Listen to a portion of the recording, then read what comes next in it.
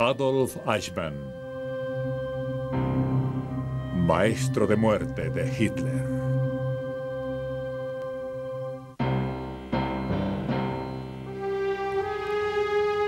En 1961, el mundo se paralizaba ante un sensacional juicio, el primero visto por televisión. Adolf Eichmann era enjuiciado en Jerusalén por su colaboración en el exterminio nazi de 6 millones de judíos. Pero 11 meses antes, cuando se publicó acerca de su captura en Argentina, casi nadie sabía quién era. Al final de la guerra, los líderes nazis en Nuremberg mencionaron a un coronel Adolf Eichmann de la SS como el organizador del transporte de los judíos a los campos de muerte, pero Eichmann se encontraba desaparecido. Aún 15 años más tarde, cuando testificaba desde la cabina de vidrio hecha para su protección, este seguía envuelto en un velo de misterio. ¿Cómo pudo un hombre de apariencia tan normal cometer crímenes tan horrendos? Su pasado, también de apariencia normal, era la única pista a seguir. Nació el 19 de marzo de 1906, cuando Adolf Karl y Maria Eichmann dieron al mundo su primero de 5 hijos, Adolf, en Solingen, Alemania. Adolf luego recordaría una infancia bastante alegre con sus hermanos. En el colegio tenía problemas con materias como la literatura y el arte, pero su padre no se desanimó. Él creía que su hijo podría ser un técnico y entusiasmó al joven a mejorar sus habilidades matemáticas e ingenieriles. Este pronto se fascinaría con los vehículos de combate. Cuando Eichmann tenía 8 años, la familia se mudó a Linz, Austria, por el ascenso del padre en una compañía eléctrica local. Mudarse a un nuevo país debió ser difícil para un pequeño niño, pero tanto Austria como Alemania eran en ese entonces potencias mundiales que compartían el mismo idioma y la misma cultura. Y para 1914 también compartirían una guerra. En julio, Austria ataca a Serbia, dando inicio a la Primera Guerra Mundial. El pequeño Adolf saludaba a los alemanes mientras estos marchaban para unirse a los austríacos en batalla.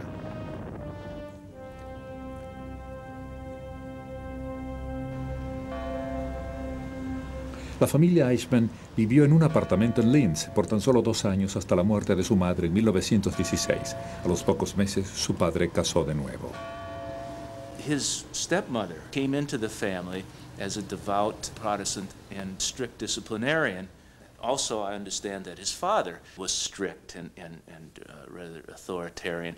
So with that kind of household environment, it's no surprise to see that Eichmann was somebody for whom rules were very important.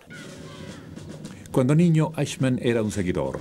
Cuando sus compañeros de clase emulaban a sus ídolos austríacos entrenando para la guerra, este se esforzaba como ningún otro en seguir las órdenes de su superior. Al joven le pegó muy duro la derrota de los austríacos y alemanes en la Primera Guerra Mundial. Las potencias aliadas prohibieron a estas naciones unirse nuevamente.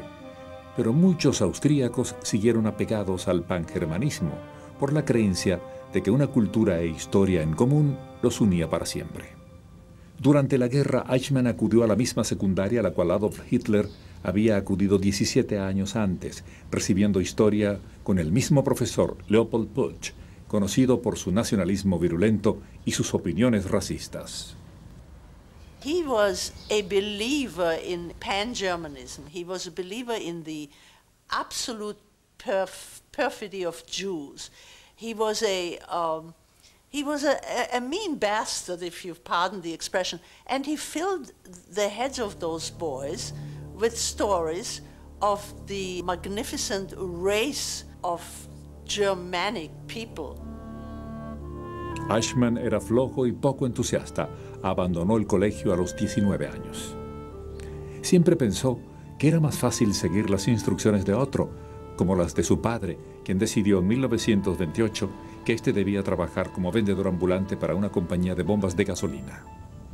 Su trabajo era el colocar estaciones de gasolina y vender querosén por todo el norte de Austria.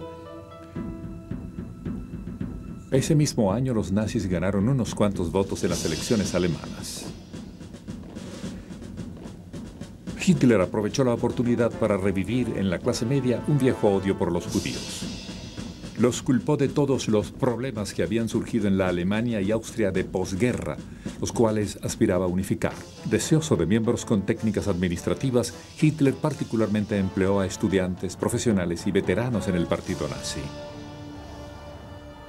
Hitler himself, of course, was a war veteran. Much of the ethos of the party was built around that wartime experience.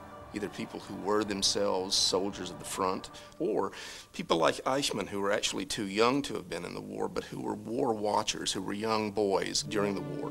So these veterans organizations were prime recruiting grounds. El joven Eichmann, de 22 años, no sabía ni qué hacer con su tiempo libre y fue presa fácil de un amigo que le sugirió unirse a la sección juvenil de la Asociación Germano-Austríaca de Veteranos. Now, many of those people who joined, including Eichmann, were not really veterans. They were lured in by a certain camaraderie, of going into the mountains, of meeting, perhaps learning how to shoot, learning how to drill, and always with an eye on pan-Germanism. El grupo solía tomar un trolebús a un suburbio de Linz para practicar su puntería. Esto le interesaba a la unidad élite de seguridad de los nazis, la SS, que siempre reclutaba jóvenes que supieran disparar. En 1932, su amigo de la infancia, Ernst Kaltenbrunner, ahora de 2 metros de altura y lleno de cicatrices de pelea, impresionaba al joven de 26 años en una reunión en Linz y le dice: «Tú te vas a unir a nosotros». Así era como se hacía en aquellos días, y me uní a SS, recuerda Eichmann más tarde. It was certainly possible for people to join the Nazi Party without having anti-Semitism be the prime motivation. People who were radical nationalists joined, people who were anti-Marxists, people who were concerned about the loss of German prestige, German power. However, anyone that joined the SS, as opposed to simply joining the Nazi Party, had to have been aware that anti-Semitism was the core of that ideology. Según Wilhelm Holt, quien se unió al partido nazi poco después de Eichmann, el aspecto de Adolf pudo haber sido la causa de su actitud hacia los judíos. Dazu kam noch Aufschwung. I noticed very quickly that he had a lot of difficulty because of a variety of reasons. People didn't take him seriously. Kamerad und Vorsitzenden, man hat immer so. The main reason for this, especially in the beginning, was that others spoke maliciously about him. They thought he looked like a Jew. Den Spitznamen Sigi, also They called him Ziggy, which happened to be a Jewish name. Abkürzung, verpasst. I'm sure that that was something that impacted on him very strongly, and that he struggled to try to overcome, and didn't overcome it very successfully because his self-esteem was quite low. So I'm sure it was a factor in his needing to demonstrate as an adult that he could really do something to set himself apart from the Jews. La sucursal austríaca de la petrolera estadounidense comenzó a despedir gente. Uno de ellos fue Eichmann. Este pensaba que el ser nazi había sido la razón. Viajó a Alemania en busca de trabajo en la sucursal bávara, pero allí un amigo de la familia lo convenció para que comenzara a entrenar en las brigadas de la SS. Un año de entrenamiento militar convertirían a Eichmann en un soldado.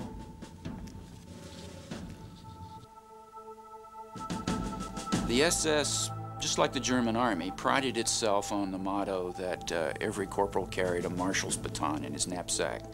By that they meant that any man should have the initiative, the independence of mind, not just to blindly obey an order, but to know what the mission was and to pursue the mission itself. En septiembre de 1934, Eichmann es transferido a Berlín para unirse al equipo de la SD, una rama de inteligencia de los SS. Eichmann pensaba que la SD era una unidad élite de guardaespaldas, pero para su sorpresa, la SD le dio un trabajo de escritorio. That was probably the reason they accepted him. With his sort of middle-level education, he was a little bit more capable of handling paperwork than the average SS man. And so suddenly he found himself as a file clerk, which did not please him at all. Finalmente fue aproximado por su jefe, Leopold von Mallenstein, quien organizaba un departamento de asuntos judíos en la SD. Este le proporcionó a Eichmann libros sobre el sionismo, un movimiento para establecer una nación judía en Palestina, y confió al joven la tarea de escribir panfletos de adoctrinamiento basados en el material. think this was probably a very significant point in Eichmann's development. I mean, here's a highly educated person who treated him like he had some intellectual capacity, and he was acquiring a position that sort of gave him a sense of confidence and prestige, maybe the first he ever had in his life. Eichmann permanecería en el llamado departamento judío por 10 años. Luego ascendería a director de una de las actividades más infames de la historia. En un viaje al exterior en 1932, Adolf Eichmann conoció a Veronica Liebel, de 22 años de edad, natural de Bohemia. Tuvieron una relación irregular por 3 años hasta que Eichmann se percató de que los SS daban más ascensos a trabajadores casados. Casaron en 1935, pero solo luego del consentimiento del jefe de los SS, Heinrich Himmler. If you were an SS bride, you had to establish your genealogy back to 1750. And it had to be completely free of any non-Aryan bloodline, and furthermore also had to be completely free of any kind of genetic defect, any kind of hereditary illness that, of the sort at least, that troubled Himmler. Even had to look at the photographs of the brides. Si bien los SS aprobaban su matrimonio, sus amigos y compañeros se oponían, puesto que su esposa no era alemana. She was a Czech citizen, and people thought that this was kind of outrageous. But for humanitarian reasons, I tried to be polite to him and civil to this wife of his. I invited them to various parties, especially around Christmas time. He thought that this was very kind of me and considered it a very endearing trait of mine. Los Eichmann compraron una casa en las afueras de Berlín. Aquí Verónica trajo al mundo a su primer hijo, Klaus, luego a Forrest y a Dieter. Aun cuando estaba orgulloso de sus hijos, lo que verdaderamente le llenaba era su trabajo en el departamento judío de la SD. Estudió hebreo y yiddish y hasta viajó a Palestina en 1937 para estudiar la posibilidad de deportar allí a los judíos. Este joven de 31 años aspiraba a ser mucho más que un sargento. El 11 de marzo de 1938 llegó su gran día, cuando el nuevo canciller austríaco invitó a Hitler a unir las dos naciones en un mayor Reich. Sin importar el tratado de 1919 que prohibía la unión de las dos naciones, la marcha de los alemanes en Austria el 12 de marzo de 1938 se llevó a cabo sin oposiciones. El sueño pangermánico de Hitler por fin se hacía realidad. The people went wild. There was such a joy in everybody. And Jews were being molested and beaten, and it was a time of such blatant meanness that I have never forgiven these days. 4 días más tarde, Eichmann es enviado a Viena para comenzar la eliminación de la población judía de Austria. En la vieja mansión Rothschild, Eichmann organizó todos los departamentos gubernamentales necesarios para la expulsión de los judíos. He streamlined the whole exodus process. And one of his strokes of genius, as it was seen by the Germans, of course, was that he introduced a tax on the wealthy Jews to subsidize the removal of their poor compatriots. Los jefes de Eichmann finalmente se fijaron en él y al año siguiente lo enviaron a Praga para organizar un departamento como el que diseñó en Viena. Pero en 1939 otros países no estaban tan inclinados a aceptar inmigrantes judíos como lo habían hecho en 1938. Eichmann comenzó a idear rápidamente otras soluciones para el problema judío. He didn't know what to do about what he called his Jews. He wanted to send them on, but he didn't know where he could send them on to. One of his ideas was to send them to Madagascar. We know that he actually sent representatives to the Tropical Institute in Hamburg to seek out information about what would be involved in settling a population in a place like Madagascar. And he sent other agents to Paris to investigate colonial records of the French Empire, you might say, to see what things were like in Madagascar. El 19 de julio de 1939, Eichmann fue llamado a Berlín para dirigir la inmigración judía en todo el Reich. Luego, el 1 de septiembre, Alemania invadió Polonia, iniciándose así la Segunda Guerra Mundial.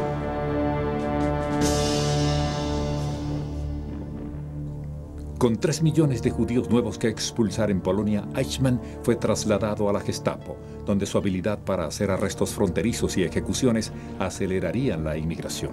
Hasta llegaría a dirigir su propio departamento llamado 4B4, 4 por Gestapo, B por religión y 4 por judíos. Para 1941, la guerra forzó a los jefes nazis a abandonar el plan de Madagascar y buscar otras maneras de atacar el problema de los judíos. Ese verano las tropas alemanas invadieron la Unión Soviética y tras de ellos venían los grupos Einsatz, encargados de ejecutar comunidades completas de judíos. Pero tal carnicería preocupaba a los jefes nazis, puesto que pensaban que acabaría con la moral de sus soldados.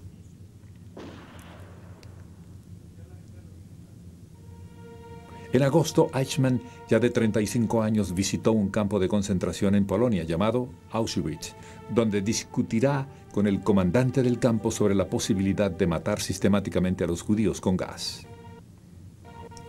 En octubre de 1941 se implementó el plan y Hitler suspendió toda la inmigración judía. Eichmann, ahora un teniente coronel, recibió la orden de hacer una reunión en Wannsee, un suburbio de Berlín, para trabajar en los detalles finales de lo que se llamó la solución final. La fecha de la conferencia fue el 20 de enero de 1942. Eichmann makes up the list of invitees. Eichmann sends out the invitations. Eichmann plans the agenda. Eichmann actually sits at the table and takes the minutes. The conference itself, which lasted between an hour and a half, discussed very directly, without any camouflage, the destruction of the Jews of Europe. After which there was a lively discussion, then lunch was served, and people went home to put it into practice. The Jews from all over Europe would be transported to collection points in the east, where special installations would be using poison gas. It was Eichmann's office that was going to be responsible for the transport, the moving, the organization of moving Jews from Holland, from France, from all of Nazi-occupied Europe to these killing installations in the east. En cada nuevo país invadido, Eichmann ordenaba el traslado de los judíos a barrios o campos de confinamiento cerca de las estaciones de tren. Exigía una lista de deportación a los líderes judíos y organizaba el transporte hacia los campos de la muerte.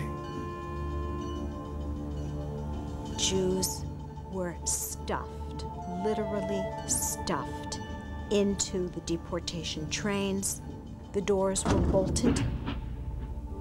The goal was to get as many as 100 Jews into each and every one of these cars. These were cattle cars. There were no toilets, no food, no water. Para 1944, y utilizando este método, se vaciaría a toda Europa de los judíos. Solo un país con una gran población judía se escapaba de Eichmann, Hungría. Con el ejército ruso acercándose por el este, Hitler se preocupó de que el gobierno húngaro fuese a negociar su propia paz. El 19 de marzo de 1944, Alemania se adueña de Hungría. Al final del mes, Eichmann llega a Budapest para encargarse personalmente de la deportación en Hungría.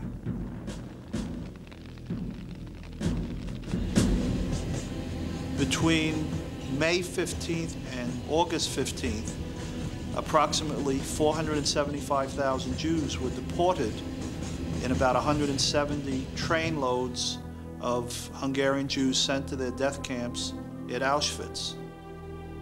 Altogether, the last great bloodletting of the war is this effort by Eichmann to murder the Jews of Hungary. Los líderes alemanes contemplaban impotentes cómo los aliados ganaban territorio en Italia, Francia, Rusia y Polonia. Y sabiendo que pronto entrarían en Hungría, Eichmann se preparó para salir. En agosto de 1944, este visitó a Holt en su apartamento de Budapest, ahora un agente de inteligencia extranjera de los SS. Eichmann said to me, "I don't think we will ever see each other again. I'm not sure I have a chance because I know that I am considered a high-ranking war criminal and it's unlikely I will ever survive." At this point, I asked point blank, How many Jews were murdered? He finally answered. He said, well, about 6 million. 4 million were killed in the extermination camps, and 2 million were killed by the Einsatzgruppen and by disease and so on. Regarding the numbers from the Einsatzgruppen, every night after they would finish their murderous activities in Russia, would telegraph back home the number of victims that they had created during the day. With regard to the death camps, they knew how many people were deported on trains. They knew how many people had arrived in Auschwitz and the daily tallies that went into the gas chambers. That's one thing the Nazis did, was keep quite meticulous records. Estos registros dieron los detalles de los crímenes de Eichmann a los aliados, y en las Navidades del 44 estaban a solo 2 semanas de liberar a Budapest. Eichmann huyó a Berlín. 3 meses después, los aliados entraban en Alemania y Eichmann comenzaría a huir de por vida.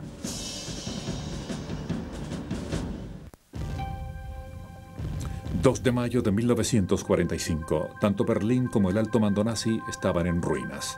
Hitler se había suicidado 2 días antes y el día anterior había degradado a Himmler por intentar negociar por su cuenta un tratado de paz con los aliados.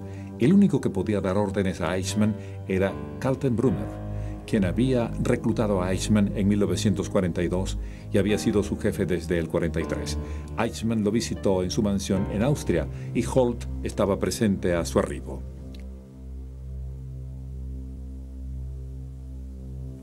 Und sich bitter beschwert über Kaltenbrunner. Eichmann complained bitterly about Kaltenbrunner, who no longer wished to see him. And Eichmann said to me, I guess Kaltenbrunner wants nothing to do with me anymore, probably because of my actions against the Jews. This made Eichmann very angry. 5 días más tarde, el 7 de mayo de 1945, Alemania se rendía incondicionalmente a los aliados y Colt se despediría en Austria de su colega del SS.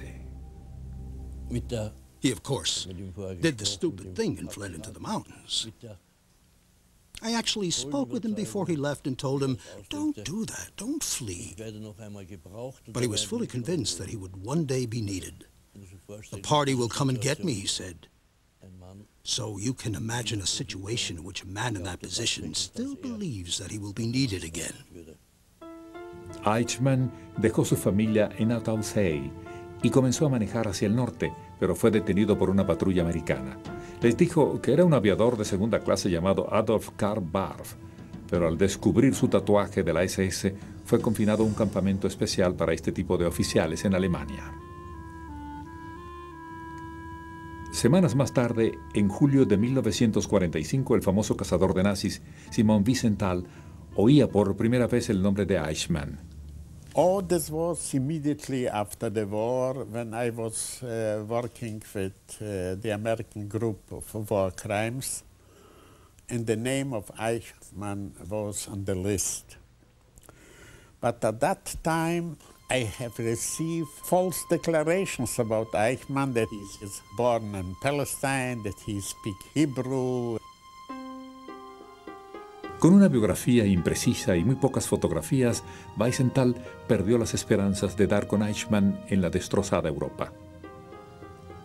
Ese mismo mes, Eichmann, quien había asumido el nombre de Otto Edmund, fue transferido a un campamento a 70 kilómetros al oeste de Nuremberg. 6 meses más tarde, durante los juicios de guerra, uno de los tenientes de Eichmann testificó sobre el papel de este durante la solución final. Al darse cuenta de que peligraba, Eichmann escapó del poco vigilado campo de prisioneros 2 días más tarde. Huyó hasta el norte de Alemania, donde consiguió trabajo como leñador bajo el nombre de Otto Henninger. Pasaron 3 años. Los sobrevivientes del Holocausto buscaron desesperadamente a Eichmann por toda Europa y el Medio Oriente.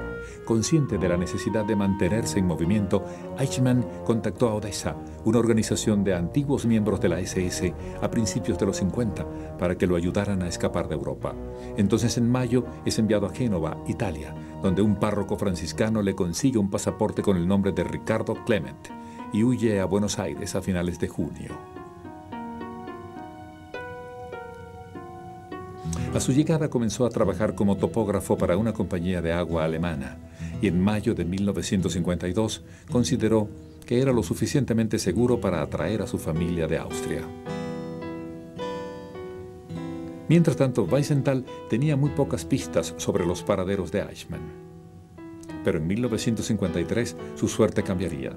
En el Tirol, Austria, Wiesenthal visitaba a un viejo varón que compartía su afición por coleccionar estampillas. Cuando Wiesenthal le contó sobre su trabajo cazando ex-nazis, el varón le enseñó una carta de un viejo amigo que había escapado a Argentina porque odiaba a los nazis. «Imagínense a quién vi», escribía el amigo, y hasta tuve que hablarle 2 veces. Wiesenthal leyó el resto de la carta en voz alta. This Svein Eichmann that had commanded the Jews, I saw him once. He is here and work for a waterwork company. Wiesenthal trató de disimular su emoción para que la noticia de Eichmann no llegara al amigo del varón, pero el varón le preguntó, ¿es la carta de alguna utilidad para usted? I don't know what to say. Well, I say I must think about it. After a time we were talking, I asked him, I must go to the toilet, and in the toilet I read down this, what I have read about him. Wiesenthal informó de inmediato a la Asamblea Mundial Judía y esta comenzó la búsqueda de Eichmann por todas las compañías de agua de Buenos Aires en el 54. Pero el falso Ricardo Clement se dedicaba a otras cosas cerca de la ciudad. Se hizo dueño de una lavandería, granjero de conejos, mecánico y luego capataz de una planta de Mercedes-Benz. Finalmente, la inteligencia israelí recibió el dato de un negociante judío en Sudamérica de que un hombre llamado Ricardo Clement vivía con los 3 hijos y la esposa de Adolf Eichmann en las afueras de Buenos Aires. La observación y monitoreo de Clement comenzó en septiembre del 59. El 21 de marzo del año 60, cuando Clement regresó a su casa con un ramo de flores el día del aniversario de bodas de Adolf y Verónica, los agentes confirmaron que Clement era Eichmann. El primer ministro Ben Gurión ordenó a los agentes que lo capturaran y lo llevaran a Israel para ser enjuiciado. El único problema era cómo llevarlo. En mayo del 60, una delegación israelí llega a Buenos Aires para la celebración de los 150 años de la independencia de Argentina. Con ellos pudieron obtener un avión disponible para llevar a Eichmann a Israel. Los agentes se preparaban a actuar. Adolf Eichmann había residido pacíficamente en Argentina durante 10 años. En la tarde del 11 de mayo de 1960, este haría su rutina diaria por última vez. Tomó el autobús de la planta de Mercedes-Benz donde trabajaba, bajándose en la parada de costumbre. Repentinamente, en la esquina de su casa, 2 hombres lo atacaron y luego lo llevaron a la fuerza a un carro que los esperaba. Le taparon los ojos y la boca, y uno de los hombres le dijo en alemán que lo mataría si hacía ruido. Lo llevaron a un escondrijo y lo mantuvieron allí por 10 días. Iser Harel, el cerebro del plan, finalmente tuvo allí la oportunidad de observar a Eichmann. He was lying in a bed. I looked at him and asked myself, how is it possible that this is a man who gave the orders to murder 6 million people? He looked so normal. What was the secret? How could so much evil be concentrated into one person? I have never solved that riddle to this day. Eichmann fue sedado y llevado secretamente bajo arresto a Israel por crímenes de guerra, crímenes en contra de la humanidad y en contra de los judíos. El 23 de mayo de 1960, durante unas declaraciones que asombraron al mundo, el primer ministro de Israel, David Ben Gurión, anunció la captura de Eichmann. Eichmann había visitado Palestina en 1937, cuando planeaba expulsar allí a los judíos alemanes. Ahora, 23 años más tarde, Palestina se había convertido en Israel, un hogar para los judíos. Eichmann nunca se imaginó que alguna vez se iba a enjuiciar allí a un nazi por sus crímenes. La Corte Distrital de Jerusalén, donde Eichmann iba a ser llevado a juicio, tomó una decisión sin precedentes: permitir cámaras de video dentro de la corte. haciendo de este el primer juicio televisado.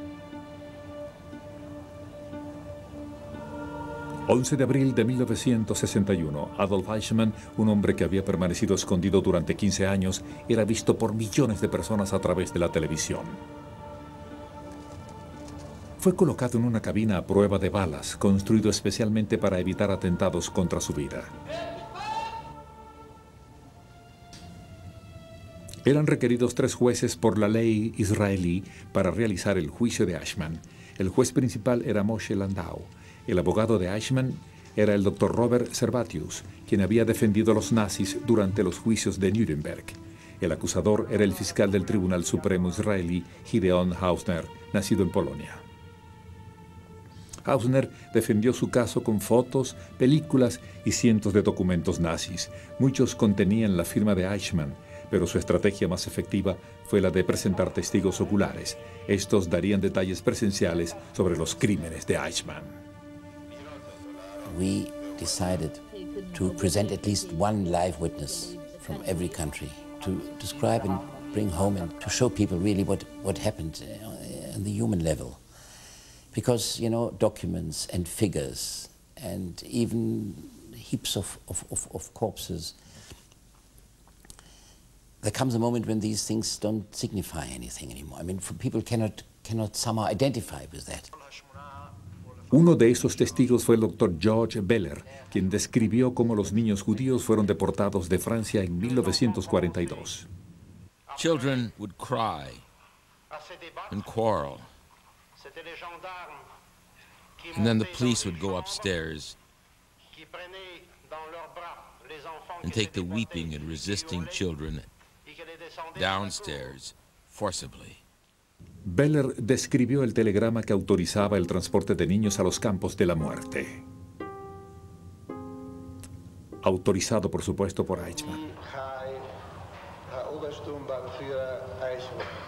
El fiscal utilizó 110 testigos judíos de 17 países que dieron testimonio de las deportaciones.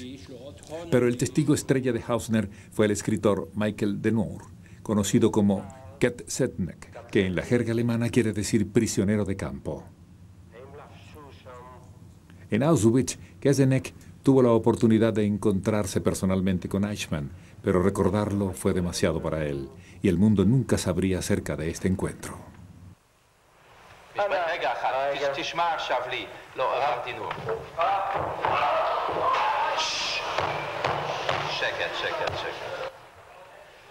Ketsetnek sufrió un infarto que lo tuvo confinado en un hospital por meses. Esto fue la culminación de 2 meses de dramáticos acontecimientos en la corte y permitió a gran parte de la humanidad conocer de estas atrocidades por primera vez. Hausner proyectó películas hechas por los aliados en los campos de la muerte en el muro opuesto a la cabina de Eichmann.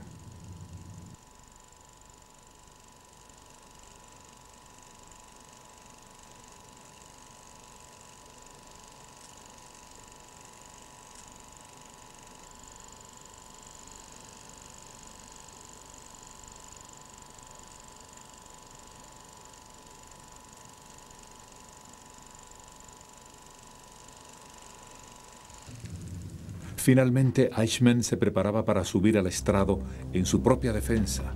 Era su único chance de sobrevivir. 20 de junio de 1961. Luego de 2 meses de testimonios, Adolf Eichmann finalmente sube al estrado para defenderse. Muchos esperaban un Eichmann agresivo, pero para sorpresa del público, sus respuestas fueron serenas y premeditadas. After the first quick victories in the war that was forced upon Germany,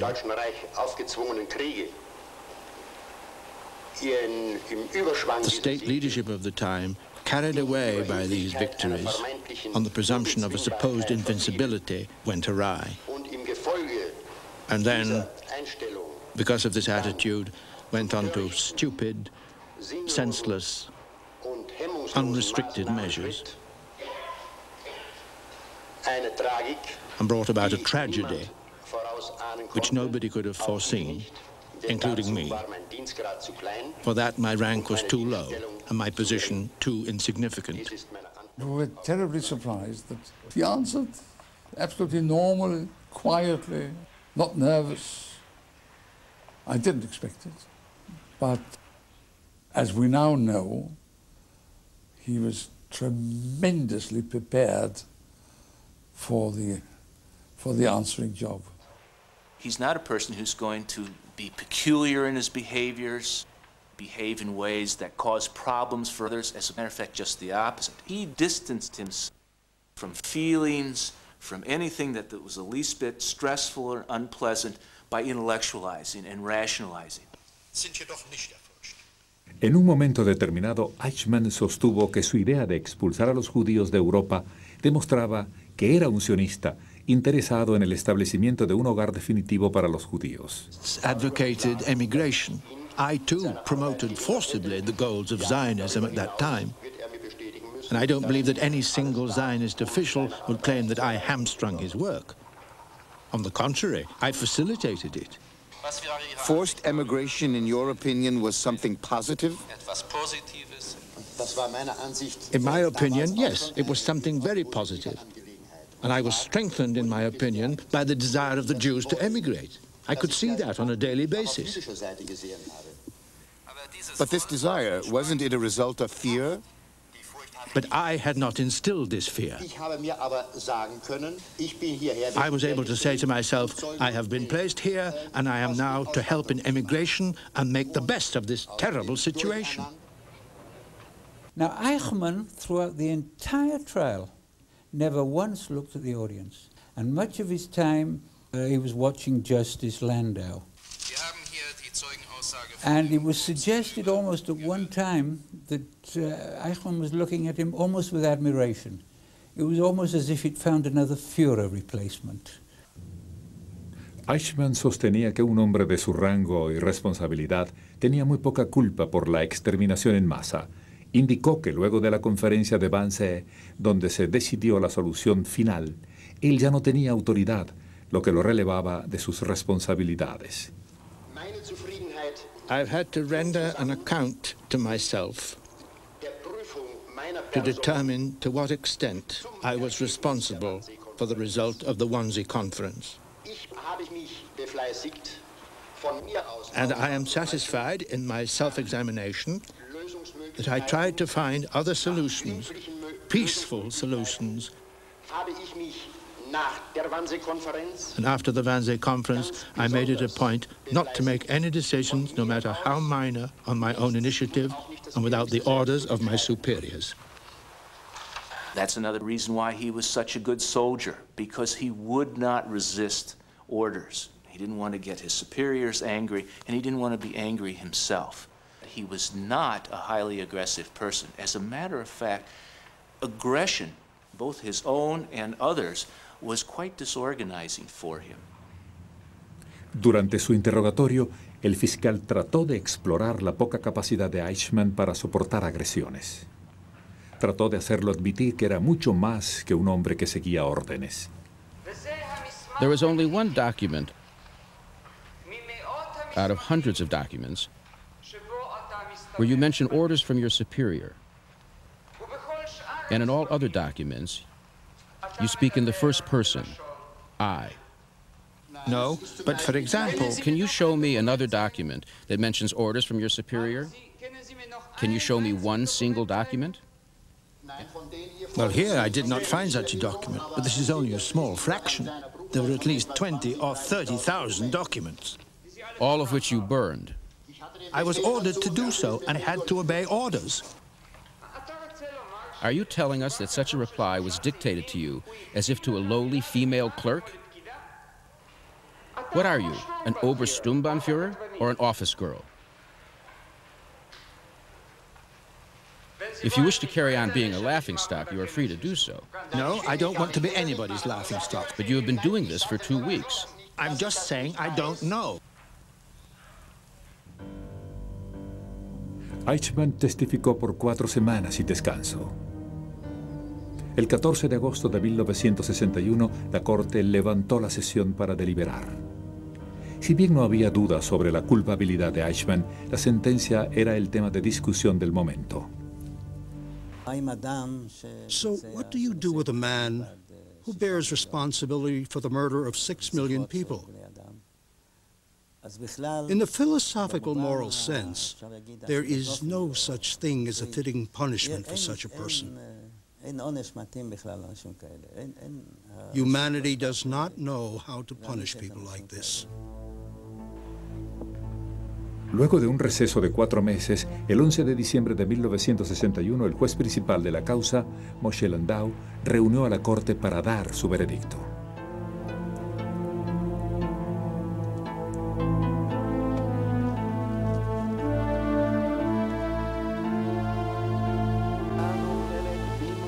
If we had found that the accused acted out of blind obedience, as he himself argued, we would still have said that a man who took part in crimes of such magnitude as these over several years must pay the maximum penalty known to the law.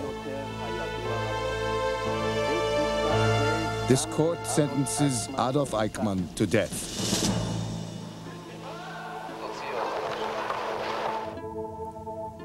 Eichmann recibiría la primera y única sentencia de muerte en toda la historia del Estado de Israel.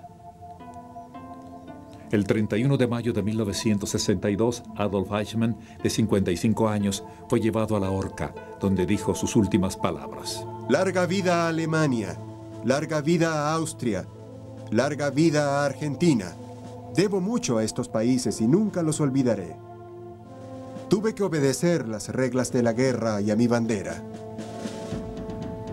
Aún en los momentos finales, Eichmann evocó la doctrina que sostuvo en su vida, la obediencia, lo sagrado de su país y de la guerra, y la supremacía de las órdenes. Eichmann fue ahorcado a las 11:58 de la noche y luego cremado. A la mañana siguiente, sus cenizas fueron dispersadas por el Mediterráneo. Adolf Eichmann fue uno de los últimos grandes criminales de guerra nazi que fue llevado a juicio. Su enjuiciamiento incitó a una investigación del Holocausto que todavía está vigente, no solo acerca de los crímenes, sino también acerca de la gente que los cometió.